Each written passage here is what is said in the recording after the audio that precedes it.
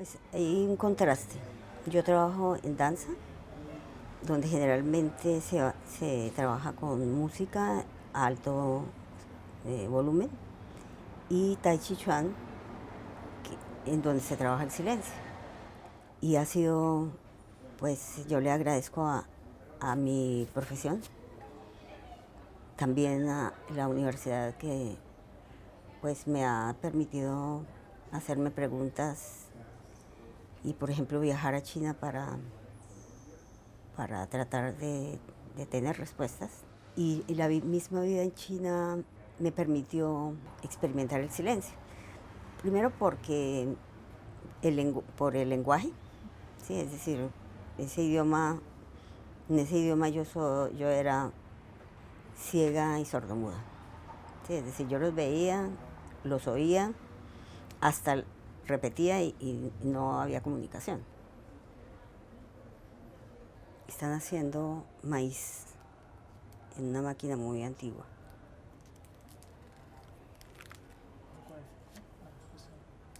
Están cocinando castañas en el invierno. Y pues las casas. Esta es una demostración del Chikun. Este es el maestro. Estos son mis compañeros y esta soy yo. Con relación al idioma, tuve la experiencia de hacer Ramadán, que es el ayuno de los musulmanes. Allá había muchos musulmanes. Eso fue muy importante porque yo estaba en mi habitación, hacía mucho frío y yo podía reconocer por primera vez el mundo a través de lo que yo oía. Era mi silencio, ¿sí?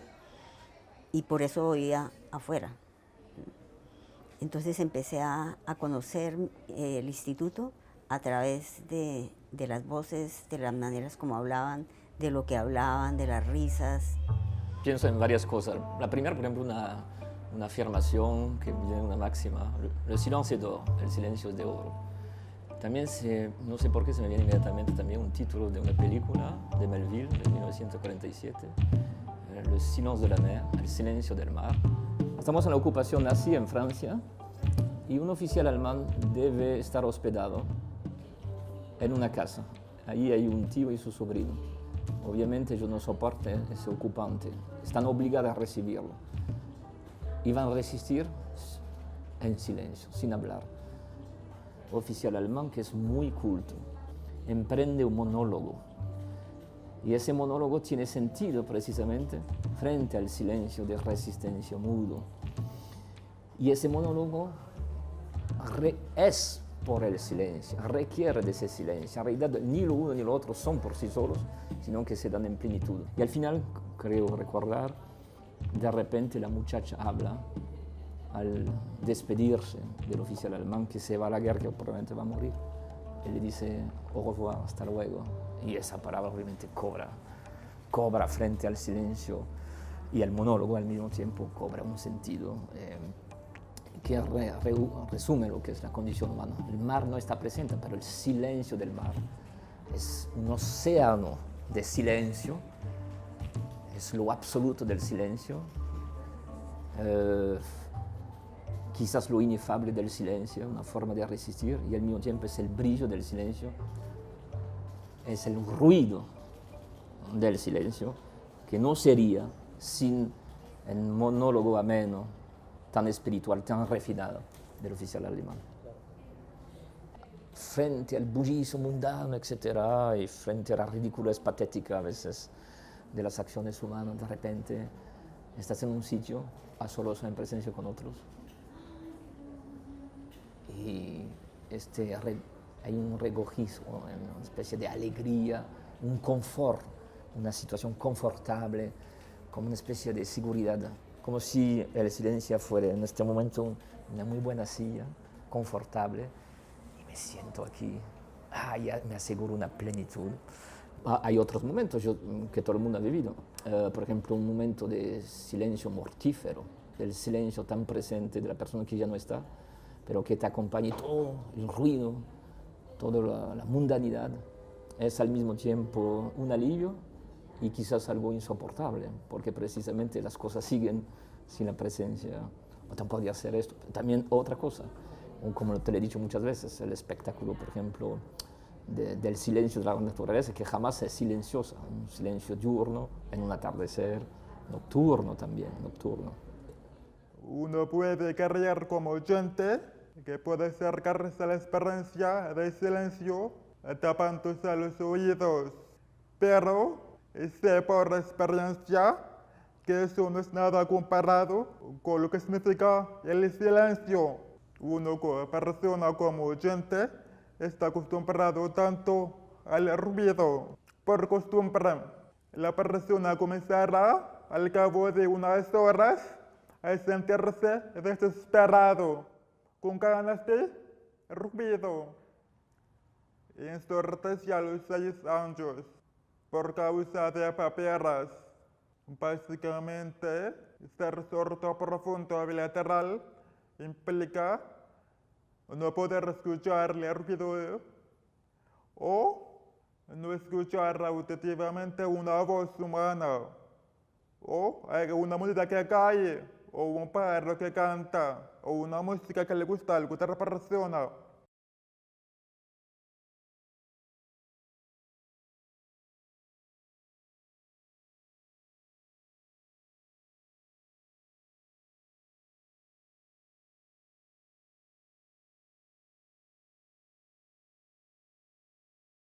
Algunas personas cuando le dicen, esto es por la chatarra, botémoslo. Pero cuando yo veo algún tipo de estos mecanismos, o cualquiera, como este, me llama mucho la atención porque se mueven las cosas. Pero el interés bastante personal de porque estudio mecánica, porque enteré, porque sigo estudiando, es básicamente mi madre. Si se fijan bien en cualquier espacio que ustedes observen, la vida es movimiento. La mecánica estudia el movimiento. Mi madre ve al lado opuesto, a lo que no se mueve, a lo que permanece estático. Entonces me interesa por qué no se mueve, qué está pasando. Y a partir de ahí comencé a aprender mucho sobre el cuerpo humano. De fisioterapia desde muy joven, leyendo libros, buscando respuestas, ayudándola y viendo cómo fracasan mis respuestas. Pero seguí insistiendo, entrar a mecánica para buscar una respuesta. Y aquí sigo.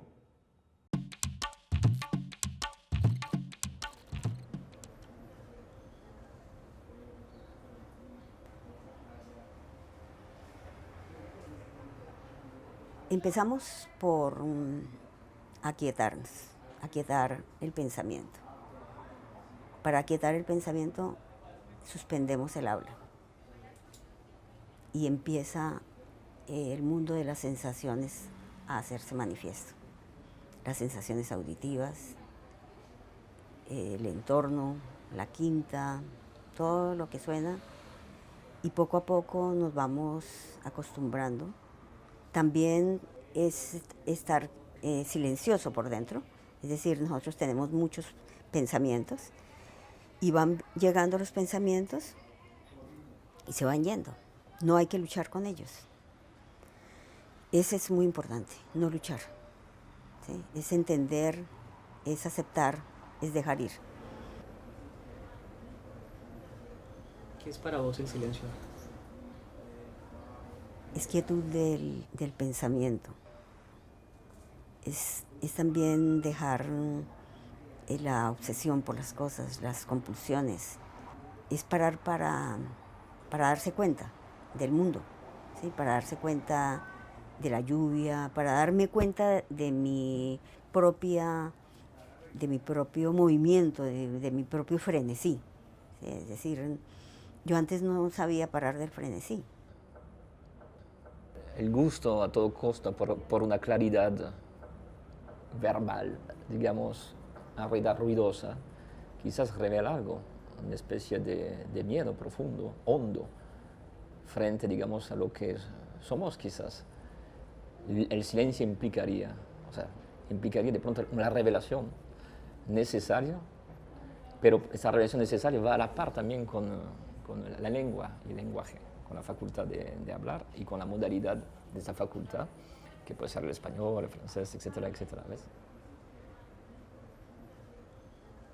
Entonces, ese ejercicio, digamos, de un despliegue, de un discurso, requiere de una presencia alterna. Esa presencia alterna se da con la escucha, precisamente atenta y honesta del otro. En ese sentido, dentro de un curso, cualquier sesión, etcétera, cuando hay una actividad filosófica, el silencio, que es escucha participativa, pero también que es momento de abandono cuando uno ya no encuentra las palabras, cuando está descubriendo algo, se enuncia una hipótesis, una nueva formulación y de repente hay un momento, quizás una pausa, diríamos, ¿no? Pero esa pausa provoca algo, tanto en quien estaba enunciando el discurso como en quien lo estaba escuchando.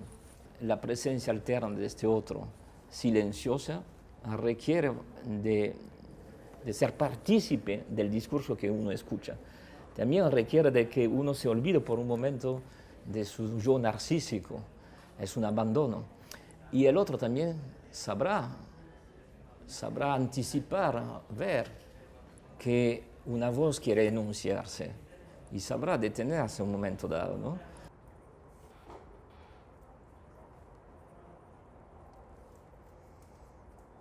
Est-ce qu'il y a un silence propre, comme s'il y aurait un langage propre, comme s'il y aurait une intériorité propre? C'est une très belle question.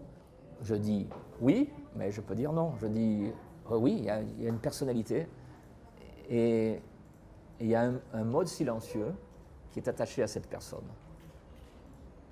Et d'ailleurs, moi qui connais cette personne, je sais son silence, conozco su silencio. Para otras personas pueden ver que yo vivo en el silencio, pero no es así. El ruido no puede ser solamente físico, sino también mental. El supuesto silencio que yo vivo, a veces son realmente las voces, fantasmas, que tengo en mi mente. Tú no conoces el sonido de mi voz.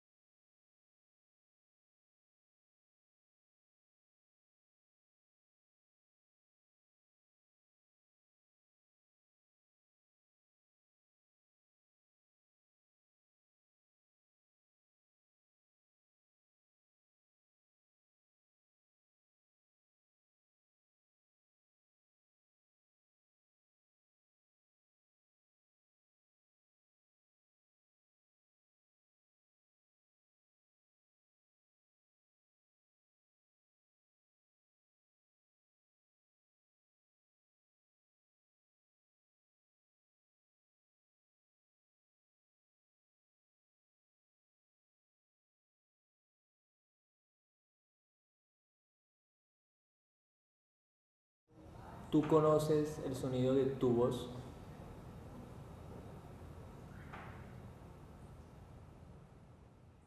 Interesante pregunta. Tierra que no. Quien nos ve y nos escucha en este momento, quizás en silencio, no estamos seguros, pensará quizás que se trata de la persona a solas, inmóvil frente al silencio. Pero se me olvidó de hablar del andar, del caminar.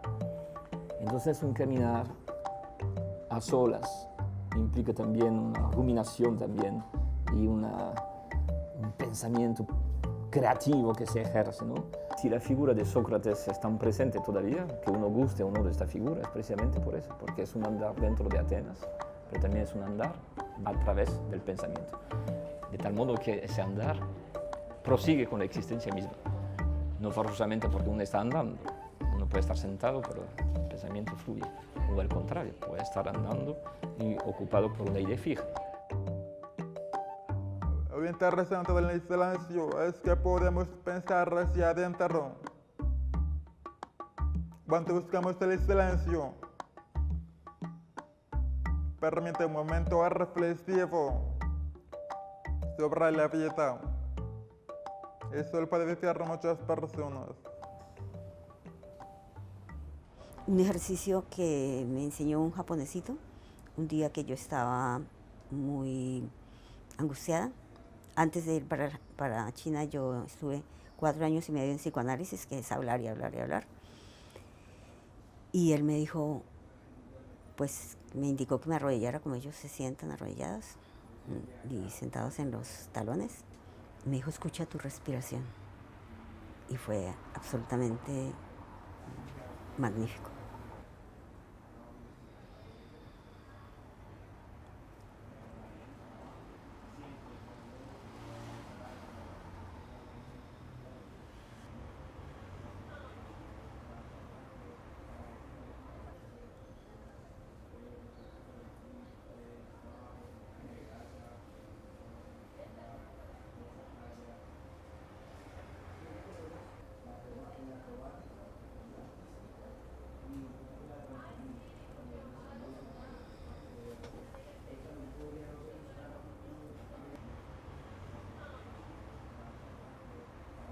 ¿Qué te ha permitido descubrir silencio? En viajar profundo dentro de mí, recordar cosas que se me olvidan, hacer relaciones que no puedo hacer en la rapidez, en la velocidad, en el estrés, en el apuro.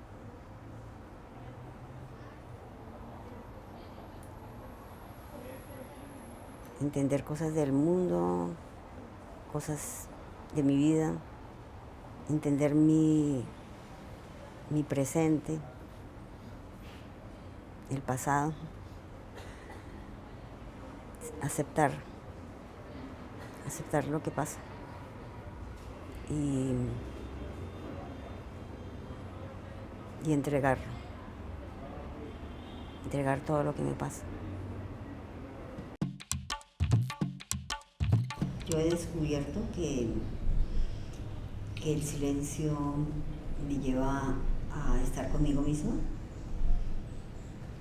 también a alejarme de fuentes de perturbación externa. Sí, el silencio es algo sereno, tranquilo. Comparto bastante lo que dices.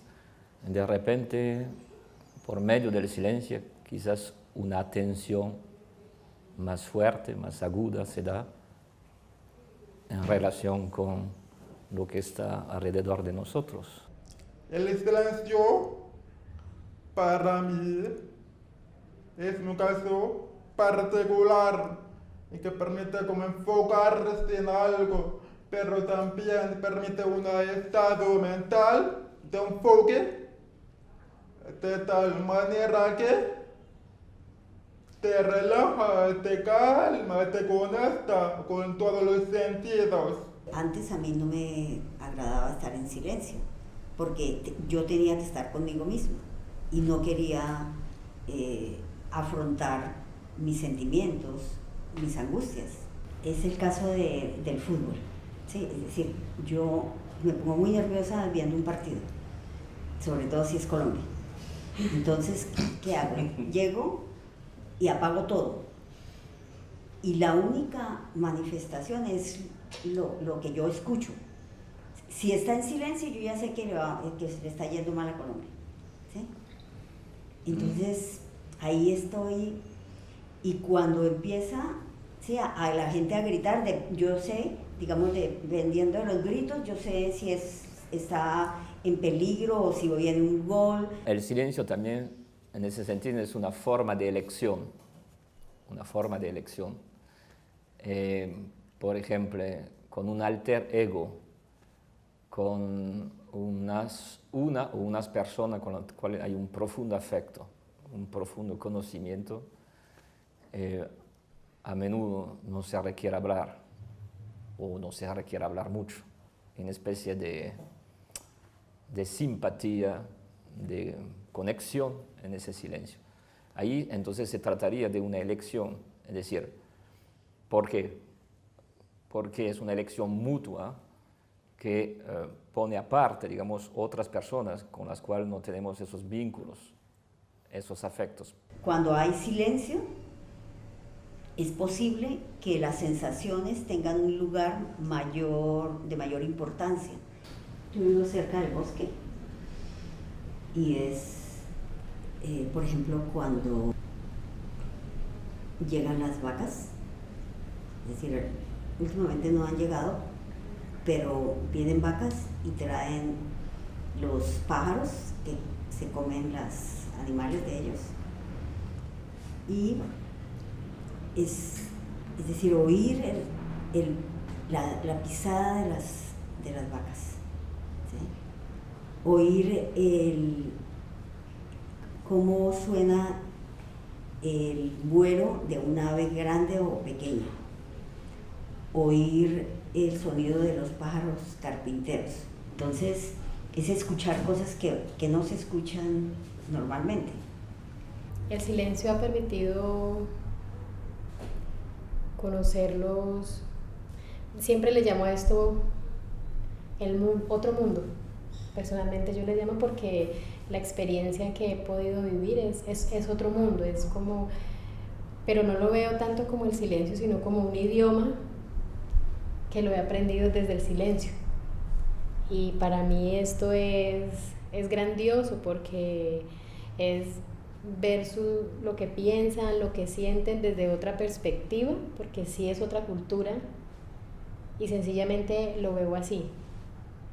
Lo veo como un idioma que se aprende desde el silencio, donde me permite conocer a otra persona sencillamente que está en igual de condiciones que yo, pero con diferencias que se pueden compartir, y ha sido algo grandioso. Es un mundo totalmente diferente y me permite ser más sensible, y eso me agrada, me gusta. Para decir el silencio tenemos que usar palabras y en el fondo las preguntas también provocan un tipo de respuesta, es decir, como si el silencio fuera un instrumento quizás musical, y según las experiencias propias, cómo podamos tocar de la mejor manera ese instrumento que estamos disponiendo, que estamos contribuyendo a realizar en este momento a medida que el diálogo va avanzando.